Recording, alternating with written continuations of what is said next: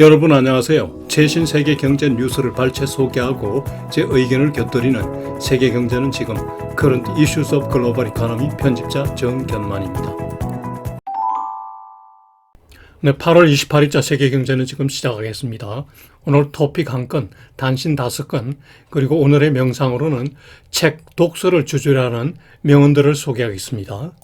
오늘의 토픽은 제롬 파월 연준 의장이 물가 안정을 위해서 상향된 금리를 상당 기간 유지할 것이라는 정책 가이던스를 제시하였다는 소식입니다.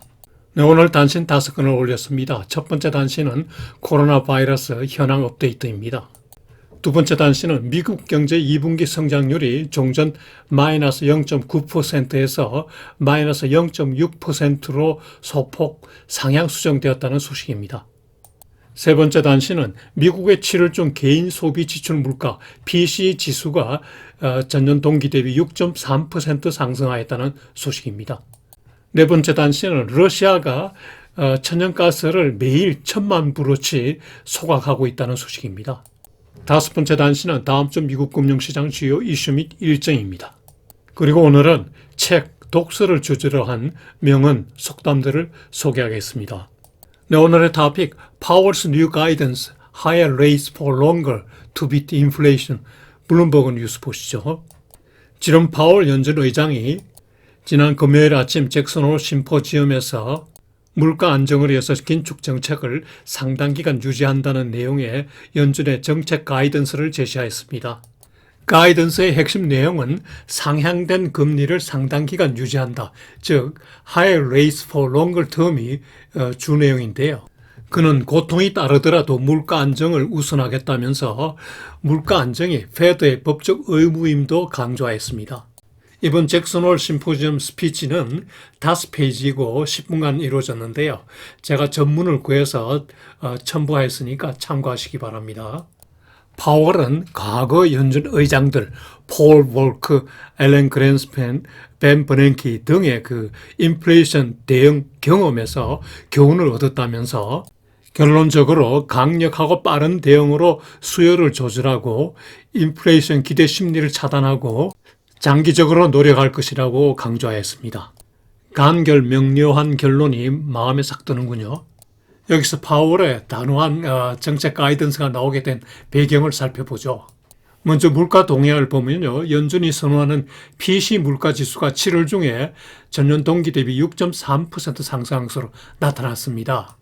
전월보다는 상승폭이 둔화됐지만은 여전히 40년대 최고 물가가 계속되고 있고요.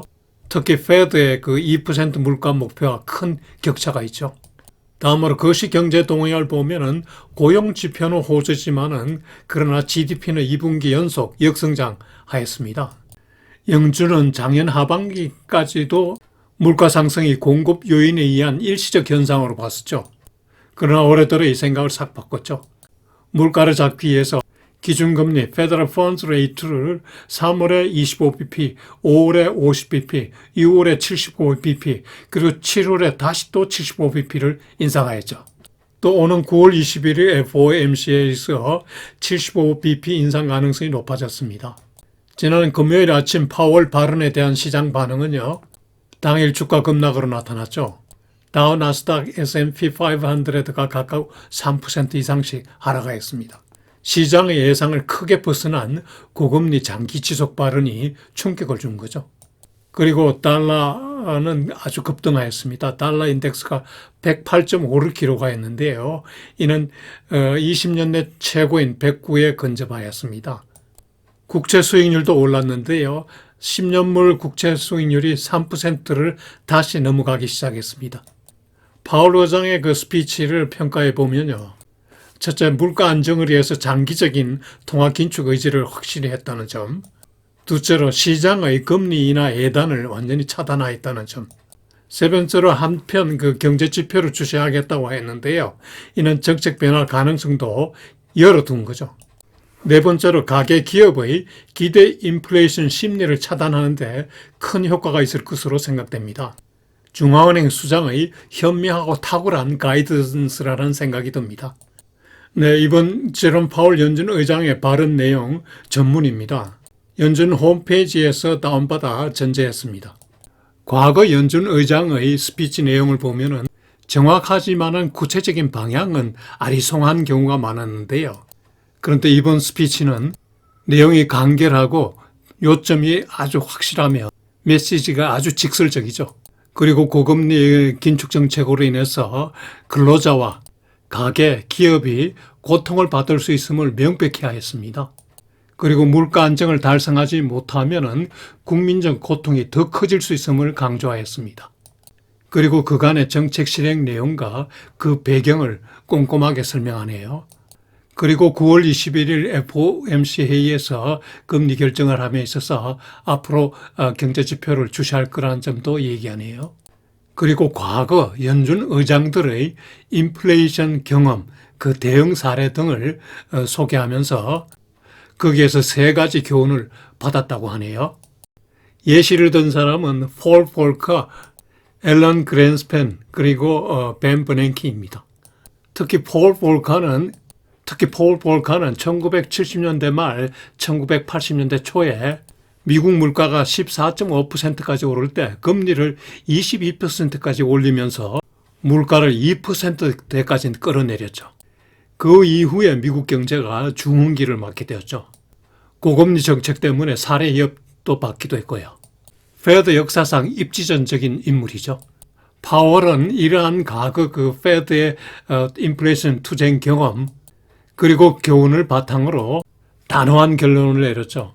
즉 강력하고 빠른 조치를 통해서 수요를 공급 수준에 맞추고 인플레이션 기대 심리를 낮추며 이 일이 완수되었다고 확신이 설 때까지 계속 한다는 겁니다.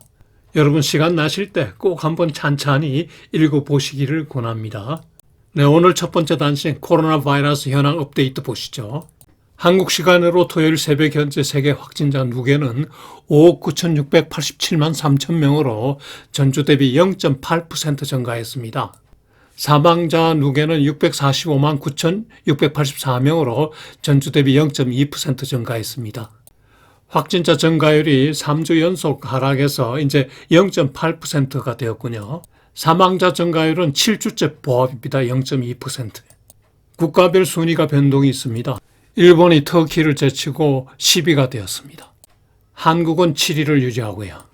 지난 주말 일본과 한국의 신규 확진자가 전 세계 확진자의 45% 비중입니다. 계속 안타까운 상황입니다. 두 번째 단신은 미국 경제 2분기 성장률이 지난번 속보에서 마이너스 0.9% 역성장이었는데 이번에 마이너스 0.6으로 소폭 상향 수정되었습니다. 참고로 미국 GDP는 상무성 내에 Bureau of Economic Analysis가 BA가 작성하고요. 분기 지난 첫 달을 그 하순에 속보가 나오고 그 다음 달에 업데이트 나오고 그 다음 달에 확정치가 나옵니다. 여전히 마이너스 0.6 역성장이지만 그래도 재고 투자 그리고 소비 지출이 조금 늘은 것으로 나타났습니다. 오른쪽 아래 그래프는 미국 경제 분기별 경제 성장률 추이입니다. 세 번째 단신은 미국의 7월 중 개인 소비 지출 물가 PCE가 전년 동기 대비 6.3% 상승하였다는 소식입니다.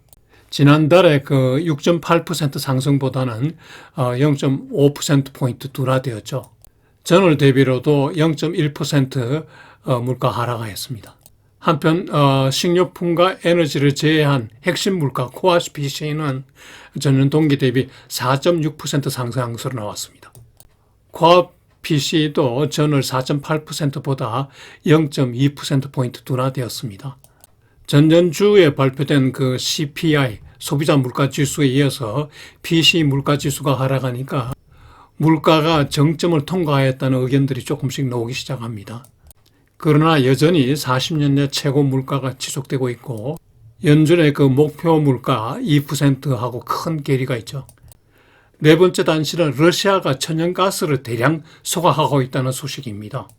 소각하는 장소는 핀란드 국경 인근인데 러시아 쪽의 그 노르트 스트림 가스관의 그 기점입니다. 가스관은 여기서 출발해서 발틱해 해저를 거쳐서 독일로 가죠. 소각하는 양은 매일 434만 입방미터, 약 1,000만 브로치에 해당한다고 하네요. 소각하는 이유에 대해서는 여러 가지 얘기가 있는데요. 첫째, 유럽이 러시아산 가스 수입을 억제하고 있기 때문이죠. 둘째로 러시아 입장에서는 기술적 문제로 발생했다고 주장하는데요.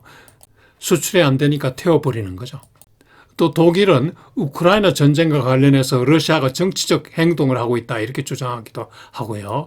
또 러시아의 액화 천연가스 압축 기술이 부족하기 때문에 나온 기술적인 문제라고 기술자들이 주장하네요. 기술자들은 가스 생산 시 소각도 필요하지만은 이처럼 대규모 소각은 없다고 하네요. 유럽 내 천연가스 가격이 급등하고 있는데 이렇게 가스를 태워버리다니 안타깝고 아깝네요. 지난주에 나온 소식에 따르면 영국은 10월부터 가스 공급 가격, 정부 고시 가격을 80% 인상하였습니다. 내년 초 영국 물가가 13%를 넘었을 것이라는 주장에 근거죠. 가스 대량 소각은 환경에도 악영향이죠. 북극 빙하가 녹는 걸 가속화시키고 이산화탄소가 하루에 9,000톤이나 방출되고 숯검댕이도 쏟아진다고 하네요. 우크라이나 전쟁 빨리 끝나기를 기원합니다. 네, 다섯 번째 단신, 미국 금융시장 주요 이슈 다이어리 보시죠.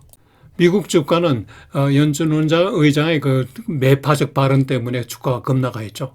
9월에 75bp 인상 가능성도 높아지고요. 여기에다 그 페드 자산 감축이 그동안 좀 부진했는데요. 이게 아마 계획대로라면 9월부터 900억 불 매월 감축하거든요. 이게 아마 큰 부담이 될 것 같습니다. 시장에. 다행히 그 PC 물가 지수는 전월보다 그 상승폭이 좀 둔화되었죠. 다음 주 경제 지표로는 무엇보다 8월 중 잡스 리포트입니다. 목요일에 나오죠. 8월 중 고용은 현재 대략 30만 명 내에 증가할 것으로 예상되는데요. 7월에 무려 52만 8천 명 증가보다는 줄어들었지만은 30만 명 증가는 여전히 좋은 고용 지표입니다. 고용 지표가 예상보다 더 좋으면 웨이지 인플레이션 우려가 커지기 때문에 시장은 부담스럽죠. 다우지수는 연초일에 10.7% 빠졌고요. 나스닥은 연초일에 24% 빠진 상태입니다. 국채 수익률은 상승 추세입니다. 지난 주말 2년물이 3.4%, 10년물이 3.037%까지 올라갔습니다. 네, 요일별 일정은 표를 참고하시기 바랍니다. 네, 독서의 계절이 다가왔으므로 오늘은 책 독서에 관한 명언들을 소개하겠습니다.